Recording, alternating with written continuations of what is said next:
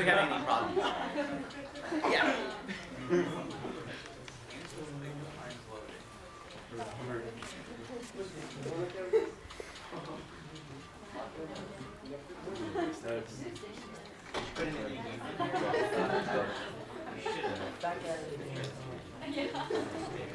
Hey, I want to wait for launch. Yeah, you wanna? Go swim with me. Yeah, Okay. come catch me at the end. Okay. Yep.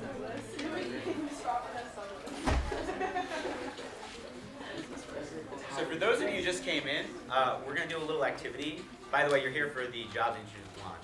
We're doing a little activity Kahoot, where you'll pull out your phone and go to this link right here, kahoot.it. There's no comma or anything. And then just put in the game pin, and we'll get started. Anyone not logged in, by the way? I know there's a couple. Also logged in. You can wait first. Okay. Let me know when you're good.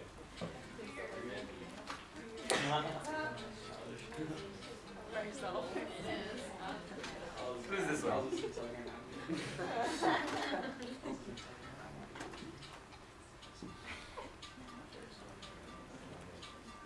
Are you getting in the back? Good. All right, let's get started. So are you guys ready? Big bad job internship search. So, what is your biggest fear when it comes to your job search? And you'll hit the associated marker. So my biggest fear is something else besides getting rejected, fired, or embarrassed. Myself getting embarrassed at work. Not being able to find a job or internship at all.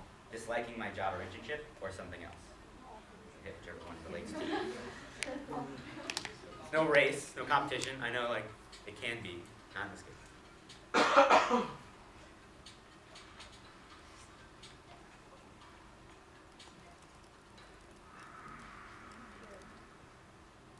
So most of you said not being able to find a job or internship at all. Right. That was my biggest fear too. And we're going to talk about a few ways of how we can maybe get around that. Because obviously, chance happens and maybe you don't. At the same time, if you get your probability of, now I'm a stats major, if you get your chances so high of getting a job, then you just shouldn't worry about it, right? All right. What about the job search is the biggest contributor to these fears? What do you think it is?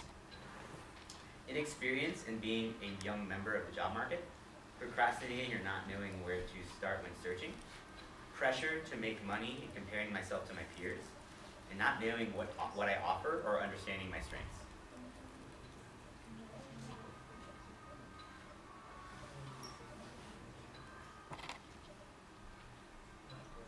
Love it. Yeah.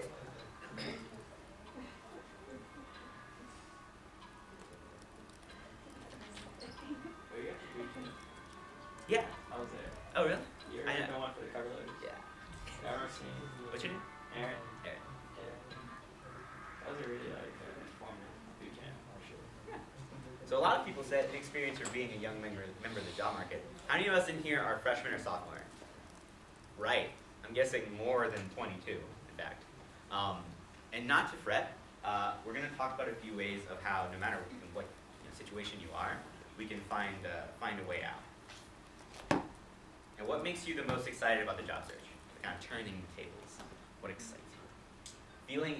Finally getting to put my knowledge and classes to use. Being able to make my own money and have more independence. Moving to a new area, meeting new peeps, moving on with life. Or honestly, I'm not very excited.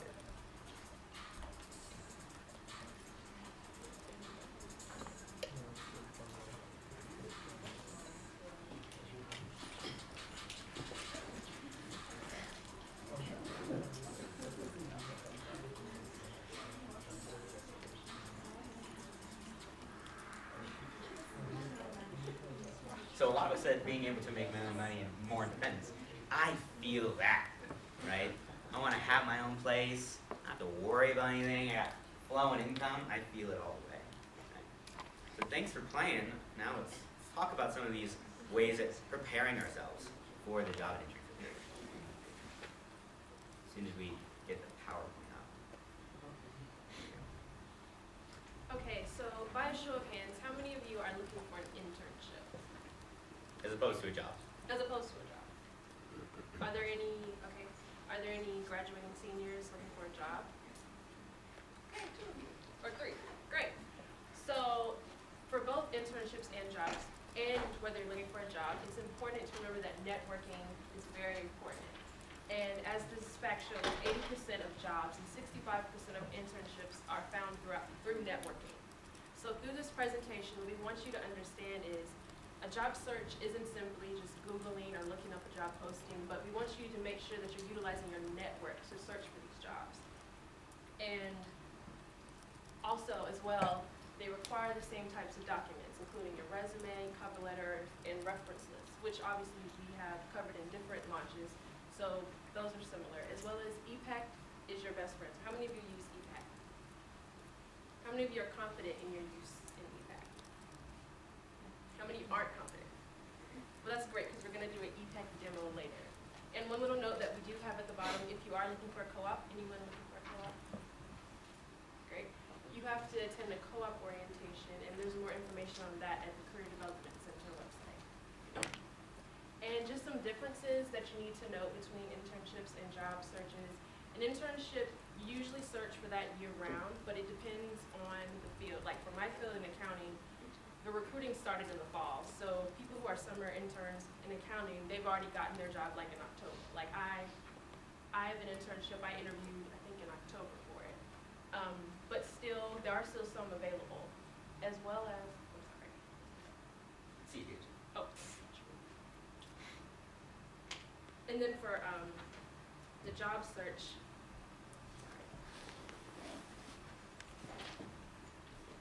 For the job search, you can kind of start at any point. Often the deadlines for searching for jobs when you graduate in the spring is around either March to February, but it could also be around December, so right before the end of fall break or fall. So be aware of like when you're searching for jobs, do it early, right? And we're going to emphasize that a few times. Do it early and know all the information about application deadlines and what you need to get prepared. and just know that each field varies, whether you're engineering, education, business, it tends to vary. So knowing that is important. So the first step in the process is create a plan. Right? So, just to give you an example, I am looking for summer research internships, and in the process, like deadlines have been coming up in the past month as well as this week.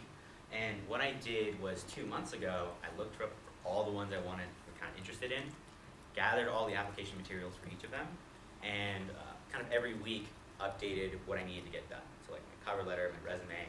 I also need a personal statement. I don't know if any of you will need that. Get all those together, and then be aware. Like put it on your calendar when you like plan to work on it, when applications are due, all that stuff, just so that you can keep track of it. Right? It'll help you a lot. We're going to talk a little bit about the benefits.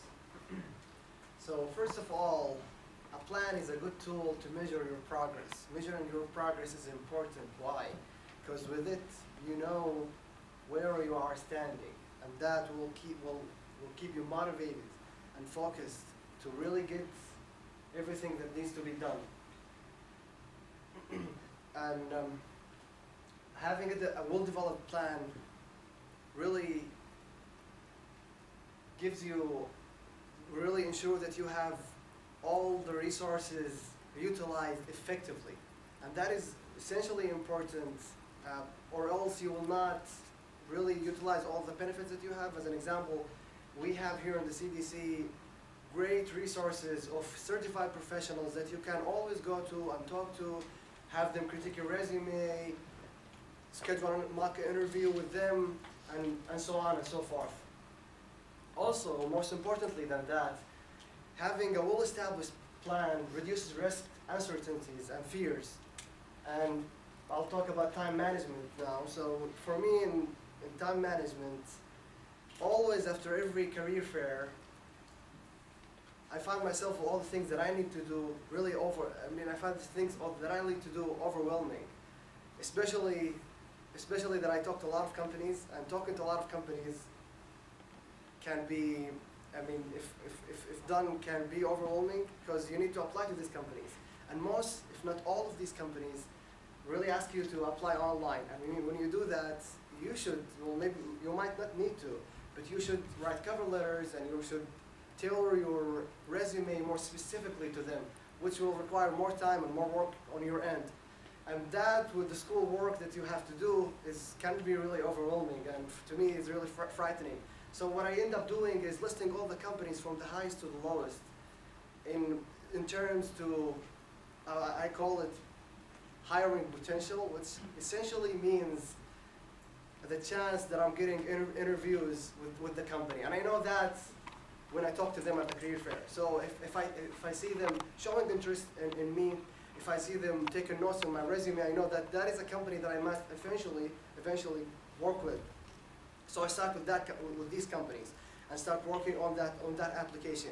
And at the end of the day, I find myself not wasting my time applying to companies that are not really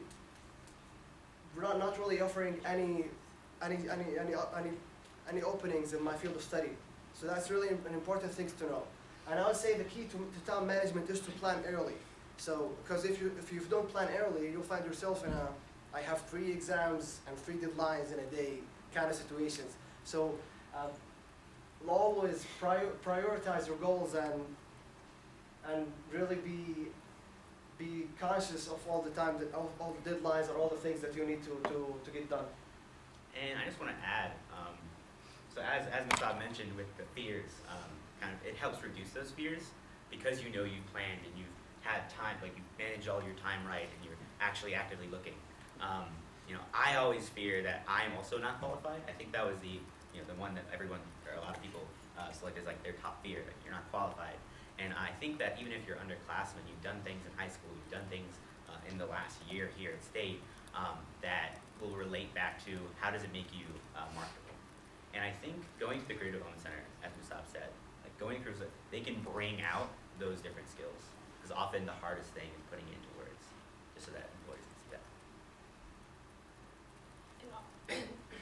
So also, with your job search, what you want to do is to brand yourself, to let these employers know that you're out here looking for that internship or looking for that job. And so one way you can do that is with LinkedIn. So just by show of hands, how many of you actively use your LinkedIn? Not if you haven't, but you actively use it. Okay, great. So I actually have one example. In the fall, when I was looking for my internship, I changed my header to accounting students seeking an internship. And I had a connection from one organization that I was a part of, and she ended up emailing me and sending me information about a job opportunity. So just a simple update as that can help you with your job search, as well as updating your information on your ePack profile.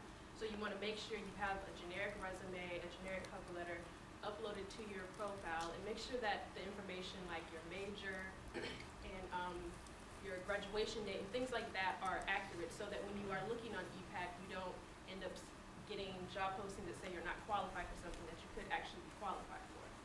And lastly, make sure that you have some references, because that's also a part of your network and utilizing your network. If you have references that you can send your resumes to, they probably can connect you with different people in different industries that are out there in the field. And so it would be a good idea to create a networking spreadsheet where you can just consolidate all the information of different professors, club advisors, people you know in your family, in your community, and you can know what connections they have and how you know them and how you can help expand that network to help with your job search. So these are a lot of great tips on how do we prepare a plan or a strategy. Is there any questions on that before we move on? You kind of just have to find out what works for you. I know when I was looking for research positions, I met with a career counselor last semester, and she just gave me a lot of tips. Like, okay, well, how about we just aggregate some information? What am I looking for? Right? All that good stuff about what I'm looking for, what kind of programs are out there, where can I find programs. So kind of just think about what works out for you and what has in the past. So now we want to know what kind of resources are available to you, right? And as Musab mentioned, we have to use them effectively, and just knowing about them is just putting you so far ahead. And Musab's going to talk about the first few basics. So these are called the basics because really, if you're not doing any of them, you're not looking for an intern or a co-op or a job. So it starts with networking, and networking starts with family members and friends and faculty members. And then you can expand your network doing one of the following. So going to informational sessions, employers panel, using LinkedIn to connect with other professionals in your field, and most importantly, going to career fairs. and even non-NC State career fairs. And as much as I hate to admit it, but we have here top of the nation schools around. Okay. And so another way that you can expand your job search and really figure out, excuse me, if a job or internship is right for you is through informational interviews. So as it is says on the slide, the purpose of these interviews is to find out if this is the type of career or this is the specific company that you would be interested in. And it's important to note that these interviews are not supposed to be used as the way to go meet with someone and say, hey, can I get a job, or how can I get this connection? But what you really want to do is focus on asking them things about their career, their experience, how they got to where they're at. And some resources, if you have issues or concerns about who can I interview, you can consult NC State alumni on the LinkedIn tool. If you find a connection, you can send them a message and say, would you mind if we go out for coffee or something? You can talk to your professors, alumni of student organizations you may be in, and also ePack. And on the next slide, here's an example of just an email that you can send, saying that you're a senior in communications and you email it and you just want to speak for a few minutes. And these questions are also listed in the job search guide if you've got them on page 6. Some example questions: how did you get into this work? What are the rewards or challenges? And who is someone that you know is a good resource? I just want to reemphasize, a lot of professionals love talking about themselves. So when you go up to someone saying, oh, I'm really interested in you and your experiences, lighten up their day a little bit, they would be willing to. So don't let that hesitation, oh, I'm going to bother their time, waste their time, stop you from asking people for informational interviews. Well, first of all, you really need to connect and join and participate in professional societies and associations in your field of study and in your field of interest. And we can really say that Google your professional associations and then just your major, and you'll find lots of results. Well, doing that, being in a professional society gives you access to forums, conferences, resources, job postings that are really tailored and specific to you and to your field of study, to your field of interest, not just anybody else. It also is a great opportunity for networking, so you can network to other professionals in your field that might have taken the steps that you want to take today. So you have the edge to really achieve what you want to achieve and realize your career goals. And I just want to make another comment. So I did this last week. I looked up professional associations in math. And I looked at the first link, a list of 13 different professional associations. 5 of them are national ones, pretty big ones. And I know that students can have very large discounts for joining them. You often need to pay your yearly fees to be a member. They have large discounts, so just more encouragement to be a part of the professional associations. They are expanding your network. And just to add on that, you can actually participate in a professional society today. Some of them are on campus, and if yours are not, you can, even the honors societies and the organizations and clubs of your major is a good start for that. So as we're looking for all these opportunities for resources, we want to make sure that we're preparing to network. Right? How do I really introduce myself? For example, I'm sure, how many of you went to the Career Fairs launch? So you know what an elevator speech is, right? Yeah. That's a great way to introduce yourself. Just saying, I'm this major, I'm a math major here. I've had these experiences on campus and off campus. I'm really interested in learning more about you and what you're a part of. So your elevator speech is a great introduction of how can I kind of ask them these questions. And as we're preparing to network, we want to make sure that we know more about ourselves. So for example, figure out your top 3 strengths. Write them down and even have some stories that can back them up. They'll only help you, in fact, if they're trying, the person you connect with is interested. Maybe, I know someone who has a job opening at SAS. Can you just tell me more about yourself? What are some skills you have? Be ready to talk about those things. And then purchase business cards. It depends on which profession you're in, but it can never harm you, right? Being able to give out business cards at career fairs, when you meet people, they'll be able to remember your name.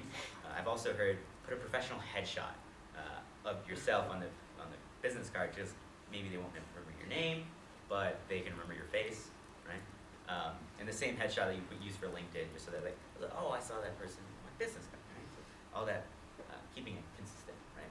And then update your resume and cover letter, just in case people you meet are asking for it, right? Because while you're on the job search, you want to make sure all these things are prepared just so you can talk about them. And then the next part is doing your research, right? So the first thing about doing your research is you want to get organized, right? Get organized about what things you want to look into, and where are these resources that we mentioned, where can we go to find them? And you also want to make sure you're listing things about yourself. That, what do I want to filter through? Maybe I want a job here in Mali. That's something to filter through. I'm not going to look for jobs out in Kansas or the rest of the nation, right? And also things you want to work, like kind of in part of your job experience, what do you want in a job? These are filtering aspects that you're looking forward to, just so that the job search becomes easier. It's really easy to get stuck on job boards, just so many lists of jobs, and having filters for like what is and isn't okay for you is a good thing to have. Now we want to do an activity. If you don't have a pen, let us know. We'll come around and give you one. But we want you to make a list of 1 or 2 companies and organizations you might want to work for. Also, people you know and jobs you admire. Faculty and staff you feel close to at NC State. Professional associations of your field, if you know any. If you don't, you have your phone, Google it maybe.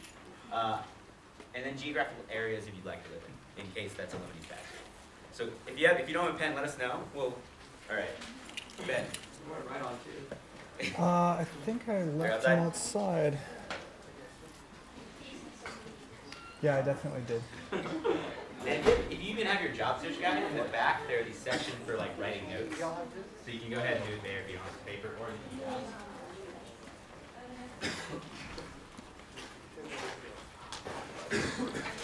Raise your hand if you need a pen again.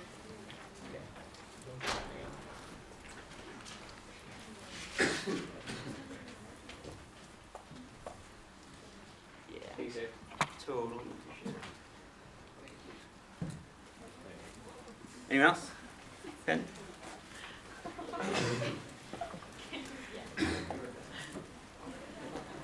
And talk about it with your neighbors. Let each other know, and maybe if you have some common interests or common field, they can let you know about what things they know. So I want to hear this room explode. Go ahead and talk.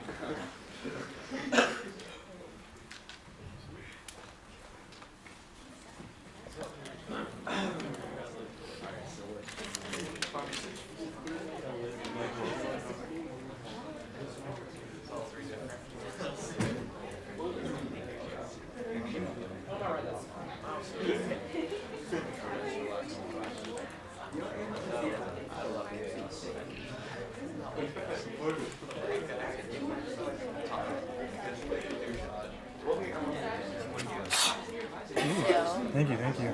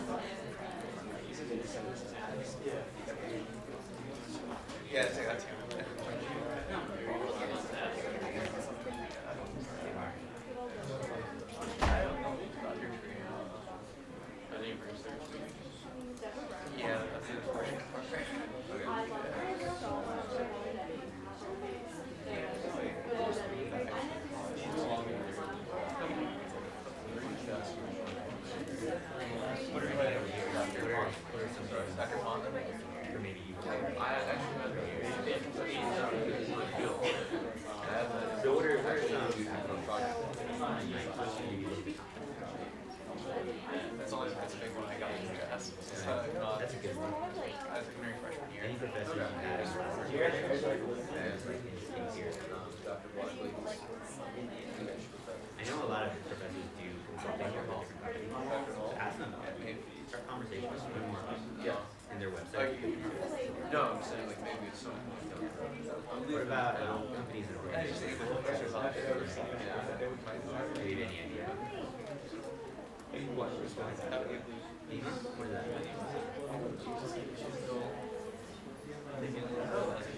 Is it like a nonprofit? Okay, everybody. Yep. We want your responses now. So, who wants to go first? We have candies. Yep. Don't feel shy. Delicious candy. Yeah. Yeah, you can talk about it. So, what is a company that you might want to work for? GlaxoSmithKline. And why is that? It's one of the biggest pharma companies. So, Yeah, okay, nice. Good reason. And so, who is a faculty that you feel close to here? Dr. Trina. What in what field? Oh, So we get some insight. he's in research. Okay. Yeah, he researches Gemini viruses, which is a little bit different, but it's still research. I figured it's close linked. Would you like candy, by the way? Yeah, of course, I'll give him Which candy. one, Lancaster's or Hershey's? I guess Lancaster. Anyone over here? I think I saw a hand in the center. Yeah. Glasses? What's your name? Yeah, right here. What's your name? Kayla. Caleb. Go ahead. Which question am I answering? The companies and organizations. Okay, well, I want to work for Lily Pulitzer one day. I want that to be my first job, but when I get older and I have a family, I want to work there. Someone that I admire, it's not exactly the same field I want to go into, but both my parents do real estate, and I really admire how they get to touch people's lives. Like buying a home is a really big deal for people, of course. So it's really cool. I feel close to Professor Brown. She's a business teacher here at State, and she's probably my favorite teacher so far. And I'd like to live on the East Coast forever. So she knows herself a lot. Like I hear I got a good number of things. Like these are things I want and I want to look for. Right. So these are things you're gonna want to look for when you're looking for jobs as well. We're gonna have one or two more. What's your name? Allie. Allie. I'd like to work for called Lilly Pharmaceuticals. It's based out of Indianapolis, and they have other corporations. I went to Butler, which is in Indianapolis, and that was a really big partner from the university. Something I admire is a family friend out in Indianapolis who worked for a different pharmaceutical company who did really well there. Since I just transferred, I'm not really close to any of the faculty yet, but I had a professor at my old school that I was really close with who just kind of helped me be with the recommendation, just kind of walk through it with me. I'm in professional associations, campus side, that's what we're all here for. And then geographic location on the East Coast, like in Virginia. That's really nice. I did not get your name, I'm sorry. What's your name again? Kayla. Kayla, what do you prefer? I don't know, what is this? Vanilla, caramel? The Lancasters or the Yeah, Hershey's? I'll like chapter, please. And an Allie? Okay. Awesome. Anyone else just eager to share? Or we can just move on to ePack? Alright. So now we're going to demo ePack.